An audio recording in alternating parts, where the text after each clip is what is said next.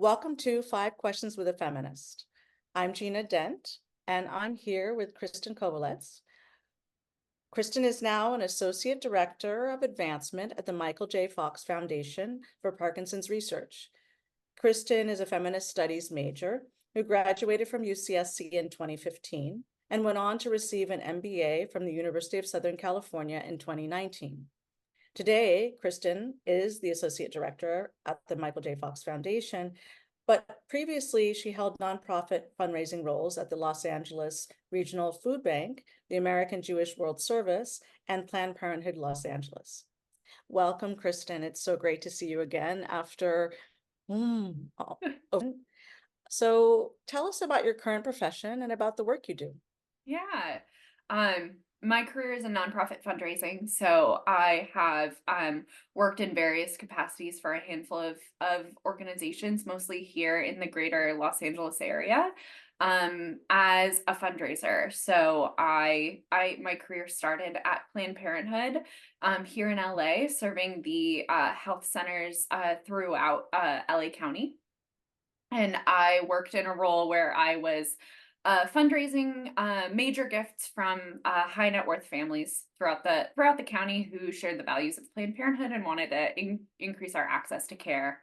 I then worked for the American Jewish World Service, and during the pandemic pivoted to the Los Angeles Regional Food Bank, which, as you can imagine, was at a point in time that was marked by incredible and critical need. It was a tremendous opportunity, and I feel as if I can say this now more so than I could when I worked there, but they're a tremendous organization that I just have endless respect for. And at the food bank, I worked in an annual giving capacity, so smaller dollar donations from a larger number of people, more grassroots type fundraising.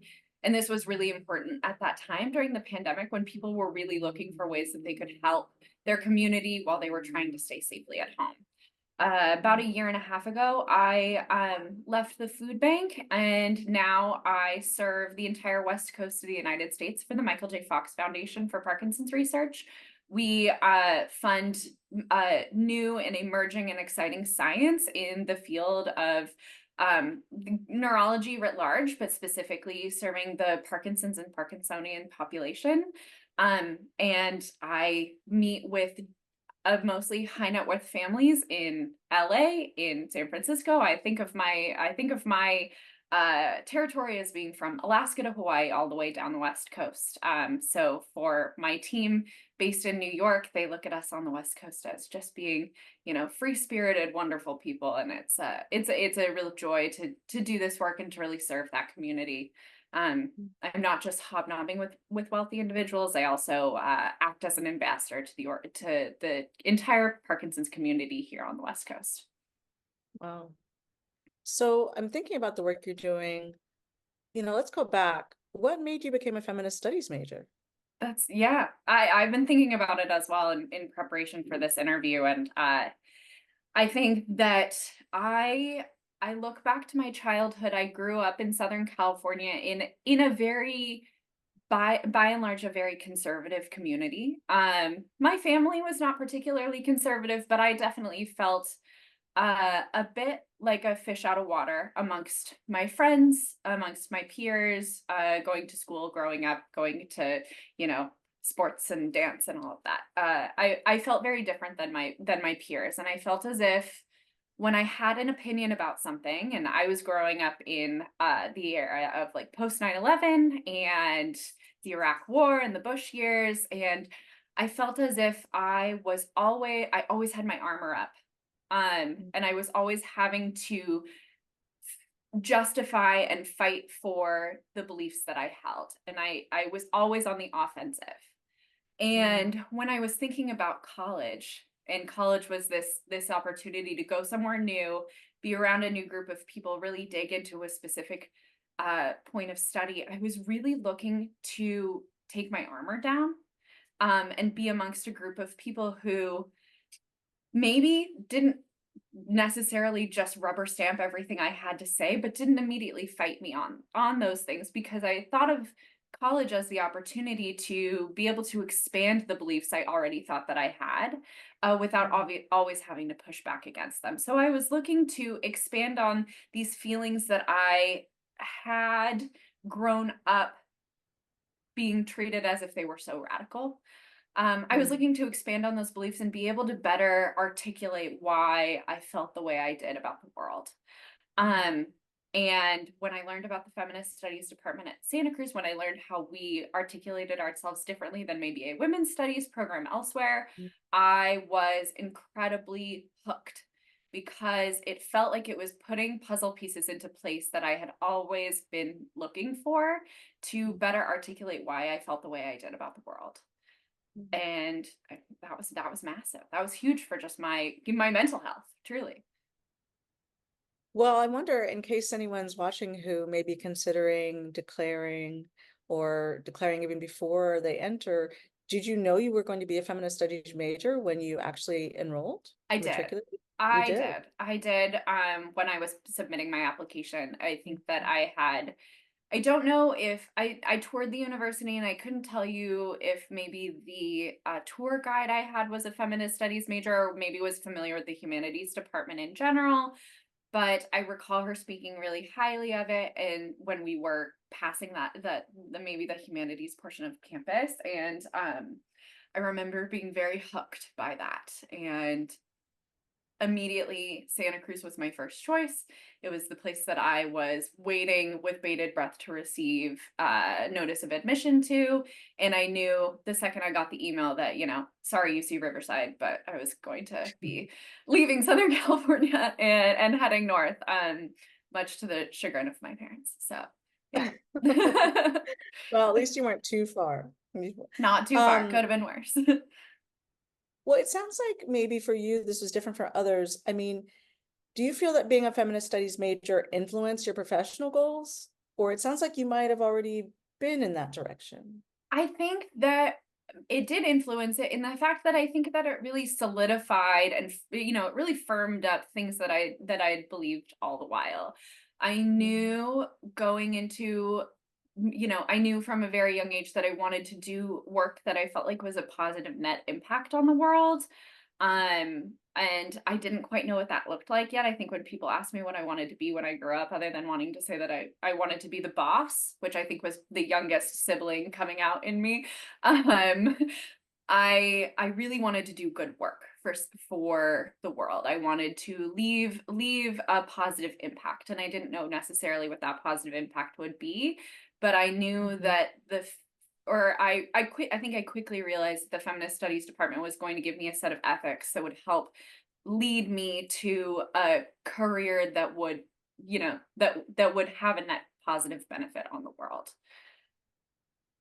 Yeah. So given that you had this desire before you entered, and then you found the major, and then you were in the major, what did you think you learned in the major, maybe that surprised you, or maybe that you Yeah. were already prepared for, that has helped you in your work now? Yeah, I think I think this came up in your Women in the Law class. I think that there were 2 points where I think things really clicked for me. The first was in Intro to Feminist Studies with Bettina Aptaker, when she talked about intersectionality for the first time. And that, for me, as like an 18-year-old, was like ding ding ding ding ding, like so much is making more sense. So much about the world is making more sense. And then when I got to Women in the Law and we talked about feminist jurisprudence, made so much more sense. In that systems that we exist under have always been written with certain people in mind, and certain people not in mind, or certain people in mind for the wrong reasons, right? And the systems that we live within dictate nearly everything.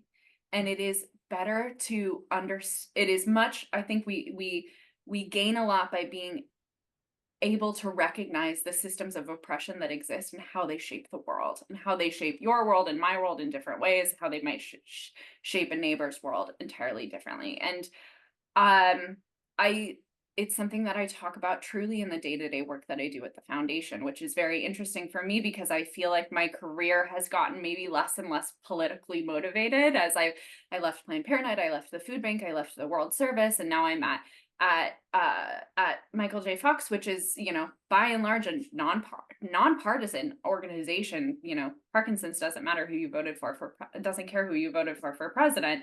But something that we talk about a lot at the foundation is the inequities in the medical system, right? Because we're serving the Parkinson's population. We are not serving the wealthy people with Parkinson's. We are not serving the white male population with Parkinson's. We're serving everybody. And we're really very, very specific in our one singular goal, which is to find a cure for Parkinson's disease. But something that I was told in the interview process, which has really stuck with me, is that exists on a layered plane. Because if the cure for Parkinson's came tomorrow and a single dose was $1 million, it's not a cure for everybody.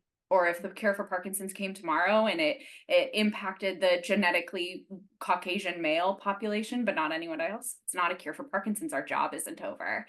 And that was one of the first things that I learned about the foundation, is that we are trying to tackle the root causes of all of these sorts of medical inequalities in order to achieve our singular mission. And that gave me a lot of comfort coming into the organization, knowing that these people that I was going to come work with understood that we exist within a bigger system, and that bigger system was built with certain people in mind. And how do we serve everybody in a system that was not built for everybody? And I don't know that I would have been able to identify that without the tools that I learned in the Feminist Studies department, without being able to understand the layered systems that exist that prop up everything. Wow, it makes me want to ask you some follow-ups, but let me stick to my script and ask you, maybe you already have said one or the other. What was your favorite class at UCSC in the Feminist Studies program? My favorite class was Intro to Feminist Studies with Bettina Apteker. I have like a very visceral memory of being late on the first day because I didn't know where I was going.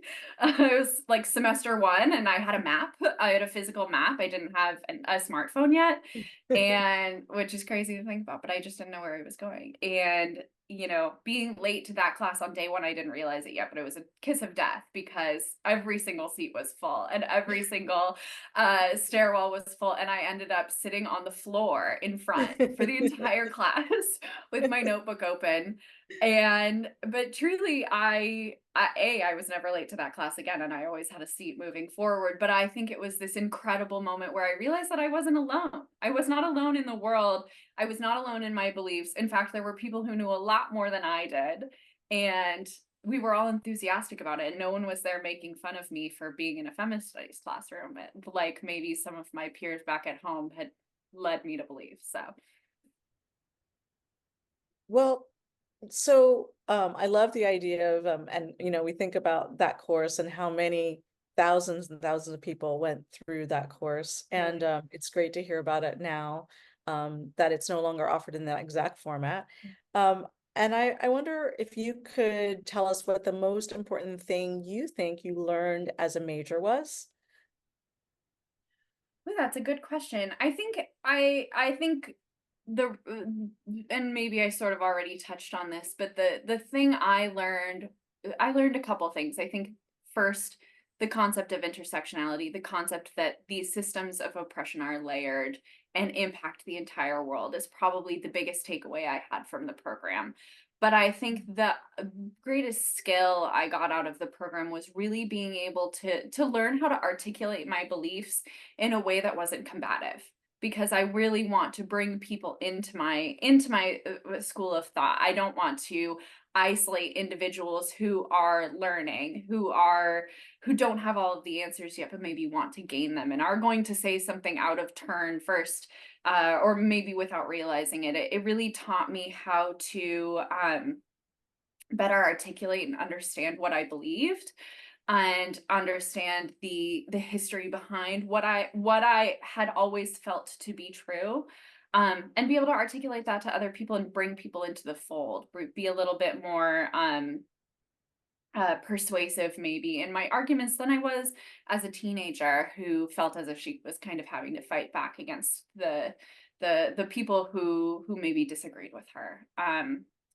I think that being able to articulate what you believe is tremendously important, and also is so critical to the work that I do today with the foundation. It's sort of, you're operating always in this world of high stakes elevator pitches, and being able to say what you believe in a way that makes sense, in a way that's going to bring people in, is huge. I love that. And I know I was supposed to give you 5 questions, but I wonder if you'd indulge us with a couple more, Sure. because you mentioned a couple of things. Well, one's from your bio.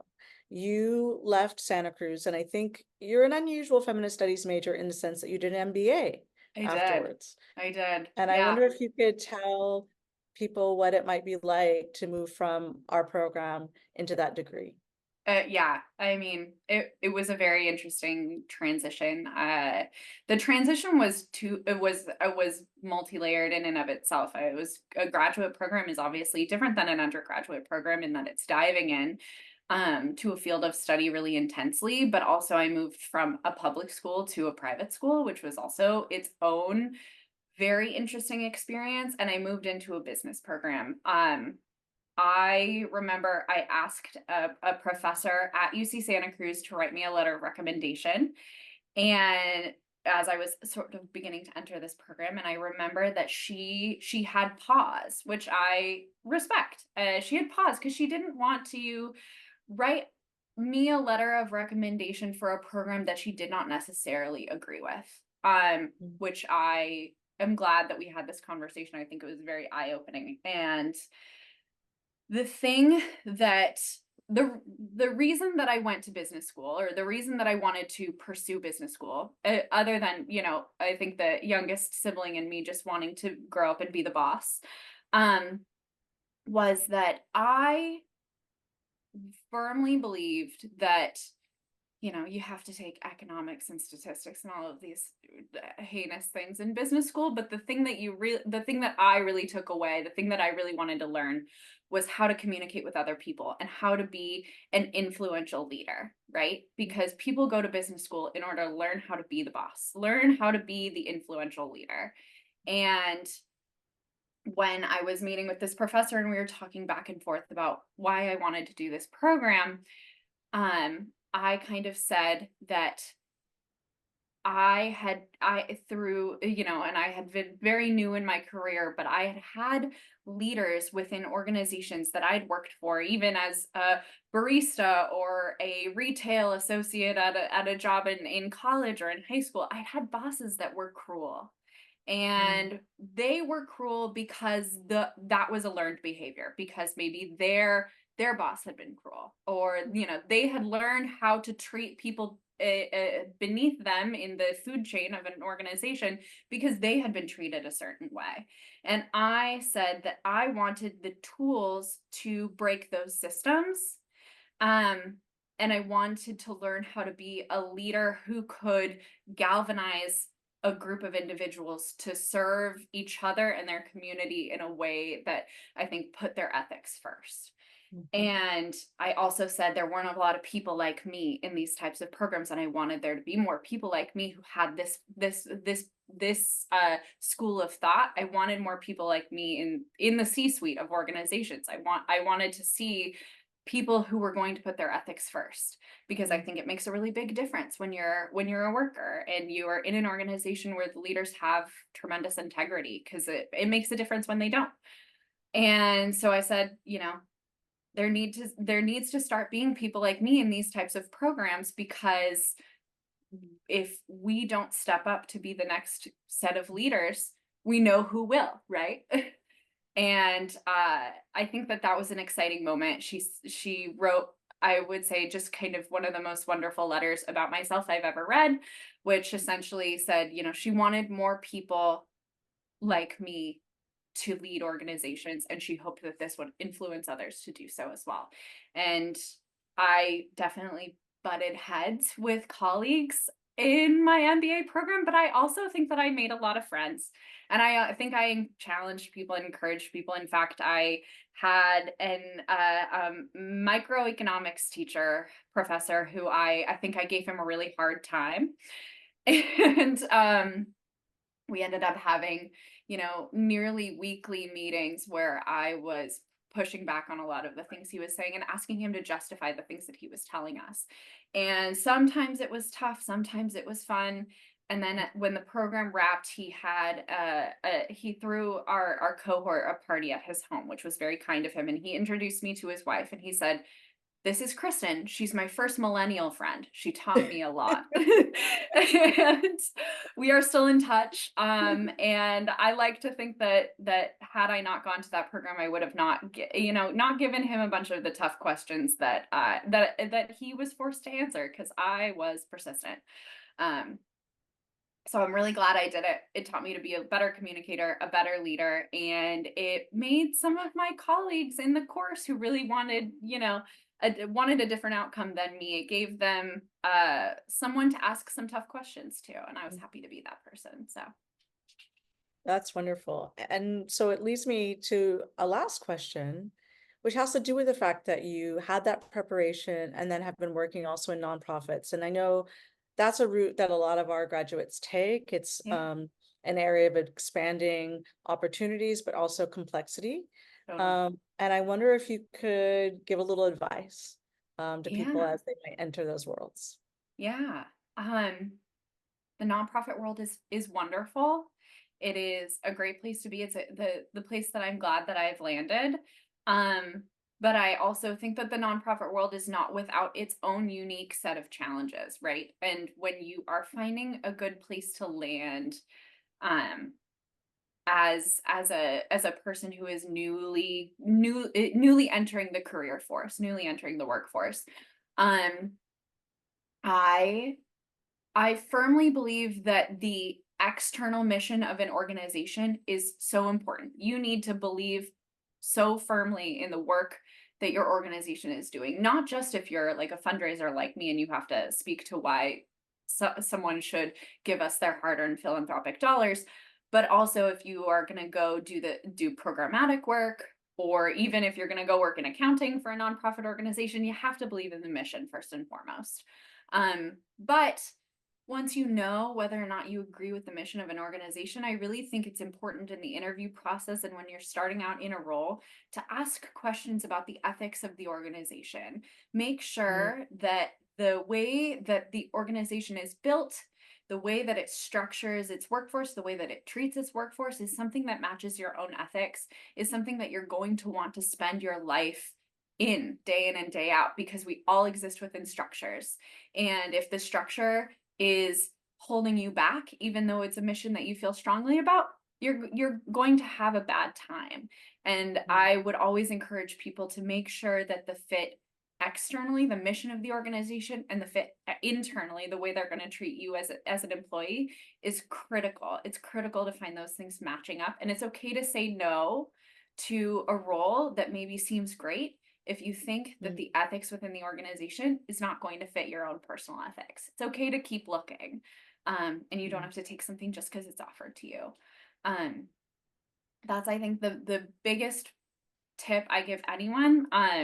But I think as a feminist studies major, you have developed a very specific set of ethics, and I think that will only serve you, and it will only give you more clarity and more um better understanding of what you're looking for. And not everybody enters the workforce with such clarity of morals and ethics and integrity, and that's a place where you get to stand that not others do. So use that to your advantage to make sure that you're really happy in the roles that you enter, because it makes a big difference if you're not. Absolutely. Kristen, it's been absolutely lovely to see you again. Thank And I want you. to thank you for sharing your experience with others who might be interested in feminist studies. Thank you And so please keep in much. touch with us. I will. I really appreciate it. Thank you for taking the time.